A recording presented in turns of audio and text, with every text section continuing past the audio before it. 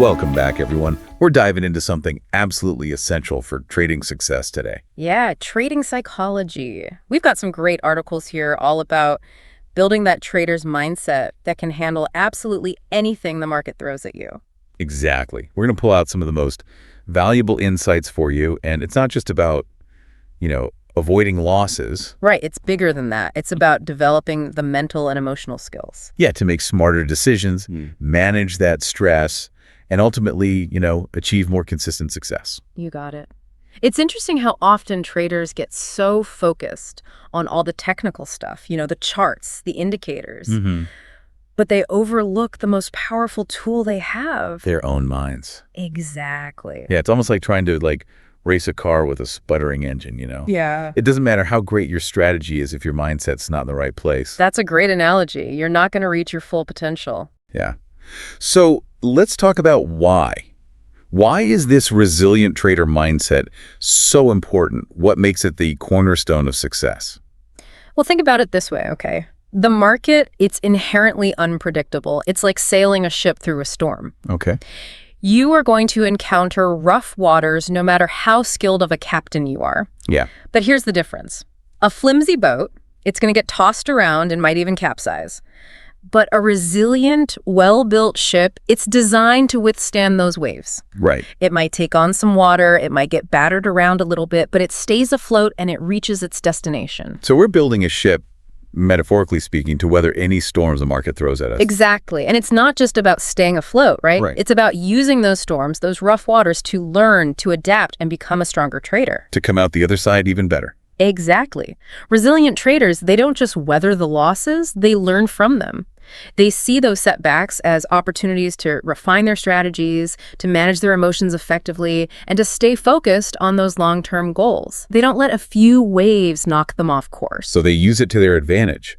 One of the articles, it dives into this really interesting concept of reframing losses. Yes. Can you break that down a little bit? It sounds almost like mental alchemy, turning a negative into a positive. It is, kind of. Reframing is this powerful mental technique where you consciously shift your perspective on losses. Okay. Now, here's the thing. Even the most seasoned, the most successful traders, they experience losses. All right. It's part of the game. It's part of it. What sets the pros apart, it's not the absence of losses, but how they interpret those losses. So instead of viewing a loss as a failure or like a sign that they're doing something wrong, they're looking for the lesson, the takeaway, and the opportunity to improve. Yes, exactly. A resilient trader, they're going to go back and dissect that trade. They examine their reasoning behind those entry and exit points, and they'll even try to identify any emotional influences that might have swayed their decision-making. Interesting. They essentially turn a loss into valuable data for future trades. I like that, turning it into data. Yeah. So it's like that saying, every expert was once a beginner. You're not going to nail every trade. Nope. But every misstep is a chance to learn and to improve your approach. Yeah. But this reframing thing, I imagine that's easier said than done, It can be. especially when emotions are running high. Do you have any specific tips on how traders can properly reframe a loss into an opportunity for growth? Well, one of the best ways is to analyze the trade, but with this detached, almost scientific perspective. Yeah. Ask yourself, what were the market conditions at the time? Did I stick to my trading plan? Were there any external factors or emotional biases that influenced my decision? By asking these questions, you start to see the loss not as this personal failure, but as a data point in your trading journey. So it's taking the emotion out of it, looking at it objectively. Yeah, almost like a scientist analyzing an experiment. I like that. It's about shifting from I lost to what can I learn from this? That's a great way to look at it. Now, shifting gears a bit. Yeah. How can traders start building this resilient mindset? Where do we even begin? Well, building a resilient trader mindset, it's a process. It's a combination of mental techniques and practical habits. One of the fundamental areas is mastering emotional control. Ah, yes, the emotional roller coaster of trading. It is. The fear, the greed, the excitement, the frustration. Yeah. All those emotions can make or break a trade, even if your strategy's solid. Oh, absolutely. Emotions can sabotage even the most well-thought-out trading plan. That's why recognizing and managing those emotions is key. The first step is becoming aware of your emotional patterns. Okay. You need to be able to spot those emotions as they arise and understand how they might influence your decisions. That makes perfect sense. But how do we practically develop that emotional awareness? Right. Emotions don't exactly come with a warning label. That's where a trading journal can be incredibly helpful. A trading journal. Like a diary for your trades, what kind of things would you record in there? Exactly. Think of it as a logbook for your trading journey. You record the details of each trade, like the entry and exit points, the rationale behind the trade, but also your emotional state Okay. before, during, and after the trade. So how you're feeling. Yeah. How were you feeling when you entered that trade? What were your thoughts when the trade started moving against you? Did you exit based on your plan, or were you driven by fear or greed? So by keeping a trading journal, you can start to spot those patterns, Yes. those emotional triggers Yes. that might be leading to, impulsive or irrational decisions. You got it. It's about gaining that self-awareness. Yeah. Understanding your emotional responses to those market events. Right. And learning how those emotions might be impacting your trading performance. Yeah, it's almost like gathering data It is. on your own behavior. It is. The trading journal helps you become more objective about your behavior. Yeah. And identify areas where you might need to develop more emotional control. Oh, I see. So it's like having a record of your emotional state so you can go back and analyze it, make adjustments. Yeah. Almost like a coach reviewing game footage Exactly. to help you improve. Exactly. Now, another vital aspect of building resilience is mastering focus and concentration. Sure.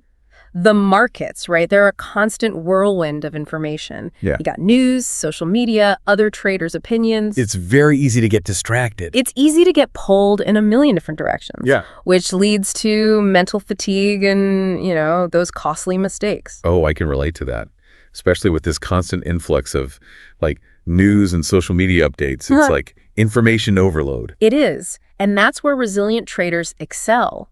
They develop these strategies to create a distraction-free environment, like a mental sanctuary where they can really focus on their analysis and decision-making without getting sidetracked. So are we talking about simple things like turning off notifications, putting your phone on Do Not Disturb, maybe creating a dedicated workspace specifically for trading? All of the above. It's about minimizing those external distractions. Some traders even use, website blockers or noise-canceling headphones to further enhance their focus. Really?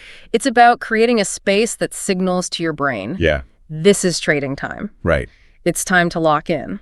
I love that idea of a mental sanctuary, for trading, just being fully present. Right. And engaged with the market and not letting all the noise of the outside world interfere. Exactly. And there are specific techniques that can help with this. You've probably heard of the Pomodoro technique for productivity. Well, it can be really effective for trading as well. I've used it for other tasks. I've never really thought about applying it to trading. How would that work? It's about working in focused intervals. Okay. You might dedicate, say, 25 minutes to intensely analyzing the markets or, researching a particular trading strategy or backtest them or system. Right. Then you take a 5-minute break to clear your head, stretch, grab a cup of coffee. Okay. And these focused bursts of activity, followed by those short breaks, help you stay mentally sharp and avoid burnout. It's a more structured way to manage your energy. It is. And your attention, especially during those long trading sessions. Speaking of adapting, one of the articles talked about the importance of flexibility in trading. I imagine that's crucial in such a constantly changing environment. Oh, it's essential. Yeah. Markets are constantly shifting, trends come and go, and what worked yesterday might not work today. Right. If you're rigidly attached to a single strategy or refuse to adapt to those changing conditions, you're setting yourself up for disappointment. So it's not about finding that one holy grail strategy and sticking to it no matter what. Yeah. It's being willing to adapt. It is. To tweak your approach. Yeah. Maybe even abandon a strategy if it's no longer serving you. Exactly. Resilient traders are constantly evaluating their strategies. They're taking into account the current market conditions and making adjustments as needed. They're not afraid to experiment, to try new tools, or to, add new strategies to their arsenal. So they're constantly learning and evolving. Yeah, they're always learning. It's like that famous quote, the only constant is change. Yes.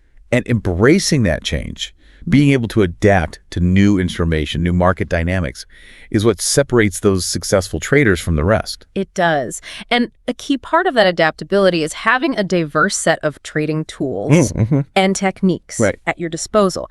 This could include different technical indicators, chart patterns, fundamental analysis methods, even a blend of various approaches.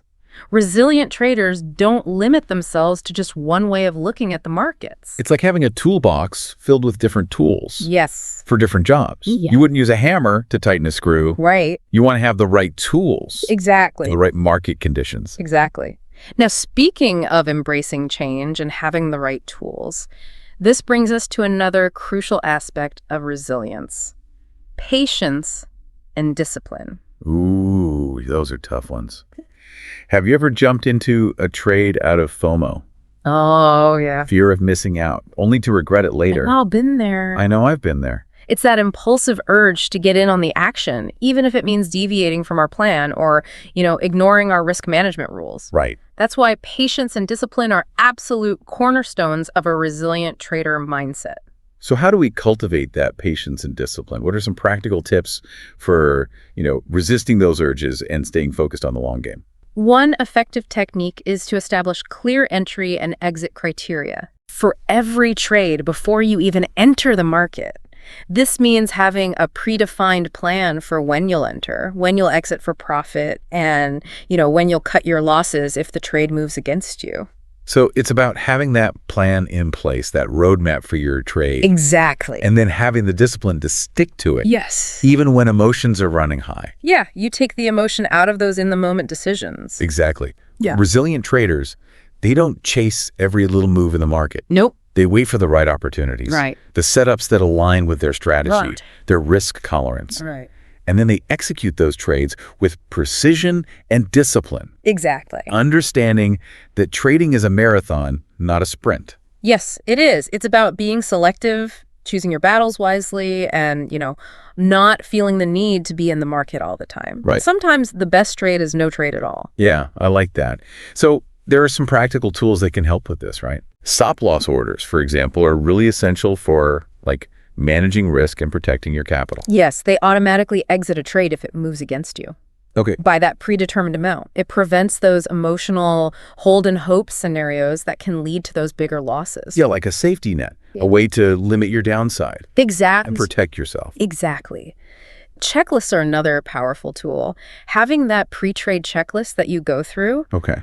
Before entering any trade can help you avoid those impulsive decisions. Right. And ensures you're considering all of the relevant factors. It's like having a co-pilot in the cockpit, double-checking everything before takeoff. That's a great way to think about it. Yeah. And I imagine limiting trading frequency Yes. can also be helpful, especially for those who tend to overtrade. Absolutely. Sometimes less is more. Right.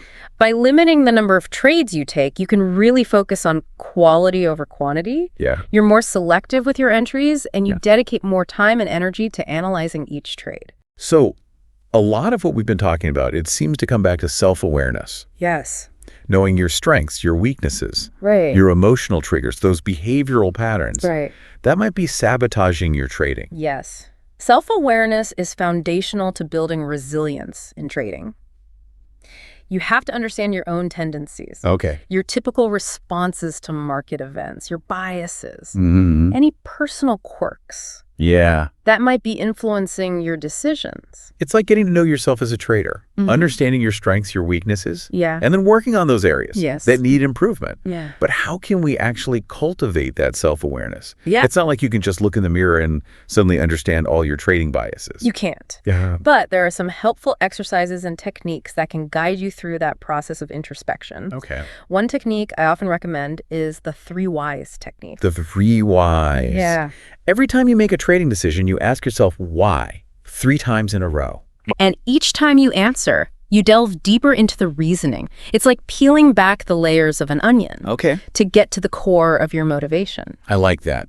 So it's about going beyond those surface level explanations. Right. And really getting to the heart of what's driving your behaviors, not just why, but why. Exactly. Digging deeper each time. Yeah, you might initially say, well, I entered this trade because the price broke through a resistance level. Right. But then you ask why again. Yeah. Why was that resistance level significant? And then why did I choose this particular strategy? Interesting. By asking why multiple times, you might uncover some underlying emotional motivations or biases that you weren't even aware of. It's about becoming more conscious, I guess, of your decision-making process. Yes, it is. Understanding not just what you're doing, but why you're doing it. Exactly. And another exercise that can be helpful is creating a strengths and weaknesses list, Okay. but specifically related to trading. Take some time to reflect on your trading journey so far. Mm-hmm. What are your strengths as a trader? Right. Are you good at technical analysis? Do you have strong risk management skills? And then on the flip side, what are those weaknesses? Okay. Are you prone to impulsive trading? Do you struggle with emotional control? By creating this list, you're acknowledging those areas where you might need to improve. Right. And developing a plan. To work on them. Yes. So it's honest self-assessment. It is. It's recognizing that we all have those areas where we can improve. Yeah. And then actively working on those areas to become more well-rounded, more resilient. Exactly. And it's important to remember that building resilience in trading, it's not a solo endeavor. It's not about isolating yourself and trying to figure everything out on your own. Resilient traders, they recognize that trading can be lonely. Yeah. And emotionally demanding. They don't try to go it alone.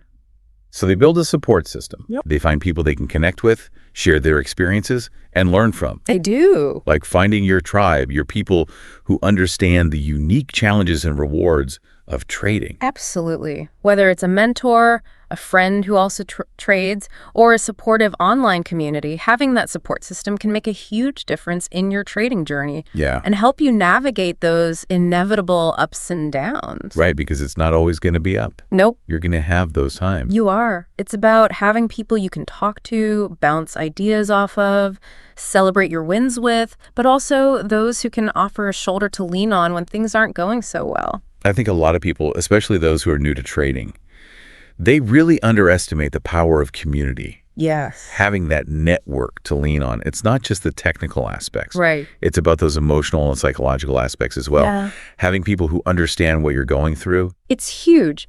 It's about recognizing that you're not alone in this journey. Every trader faces challenges, experiences setbacks, and, goes through periods of self-doubt.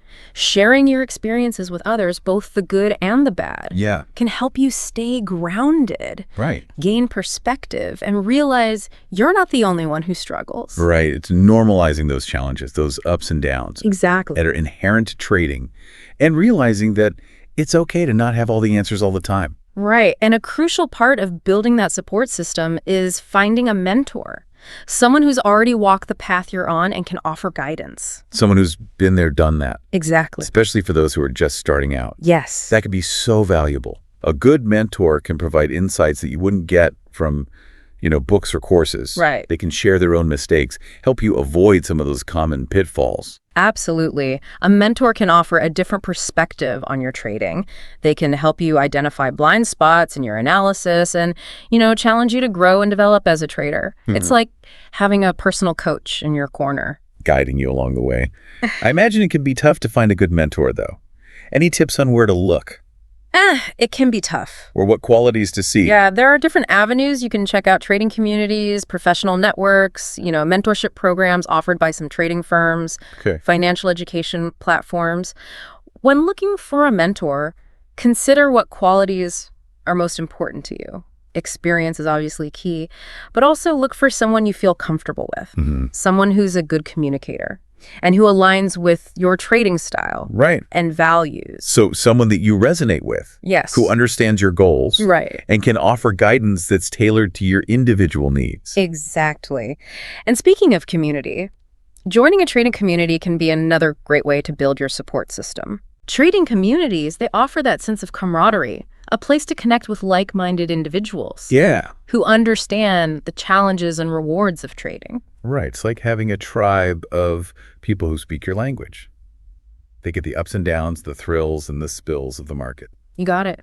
You can exchange ideas, discuss market trends, share your successes and setbacks, and learn from each other's experiences. Right. So you can learn what works, what doesn't work. Exactly. Being part of a positive, supportive trading community, it can enhance your accountability, provide a safe space to ask questions, seek advice, and offer encouragement when you need it most. But I imagine there are some pitfalls to avoid as well. There are. It's important to be discerning about the communities you join. You are right. Not all trading communities are created equal. Yeah. You want to be mindful of the information you're exposed to and the people you're surrounding yourself with. Some communities can be breeding grounds for like hype, Right. risky strategies, and unrealistic expectations. So it's about finding a community that aligns with your values, Yes. your goals. A community that emphasizes, education, growth, and support. Yes. Over like quick profits or get-rich-quick schemes. It's finding your tribe, your people who share your vision. Exactly. Look for communities that focus on building a solid foundation in trading, developing a resilient mindset, and fostering a healthy approach to risk management. So we've covered a lot of ground here. Techniques for managing emotions, building focus, cultivating flexibility, adaptability, Right. the importance of patience and discipline, understanding ourselves better Yes. through self-awareness, building that support system. Yeah. It's a lot to take in. It is. But remember, building resilience in trading, it's an ongoing journey, not a destination. It's about consistently working on those mental and emotional muscles. Just as you would train your physical muscles at the gym, Right. you don't expect to become like an Olympic athlete overnight, right? Right. Building a resilient mindset, it takes time, It takes effort.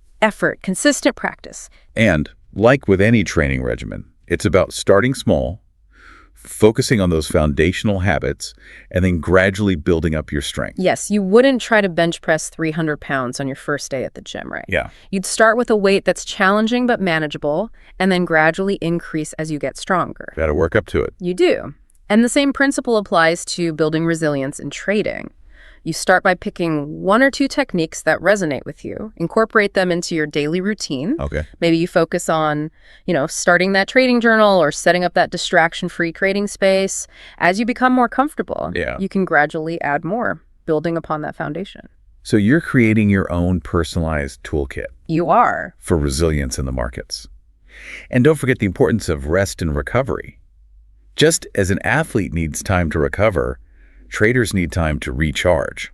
Absolutely. To disconnect from the markets to prevent burnout. Yeah, that's a crucial point. Trading can be incredibly intense, It can. especially if you let it consume your entire life. It's like running a marathon without taking any breaks. You're going to hit a wall eventually. So it's about recognizing those signs of burnout, Yeah. the fatigue, the irritability, the difficulty concentrating, Yeah. and taking steps to manage that stress before it becomes overwhelming. Exactly. And managing that stress, preventing burnout, it involves this multifaceted approach. Okay. One key is establishing a balanced routine. Set those designated training hours and stick to them. When you're not trading, step away from the screens, disconnect from the markets, give your mind and body a chance to rest and recover. Yeah, create those boundaries between trading and personal life. Exactly. Trading's just one part of your life, It is. not your entire identity. Precisely. And that includes prioritizing self-care. Yeah. Activities that nourish your mind, body, and spirit.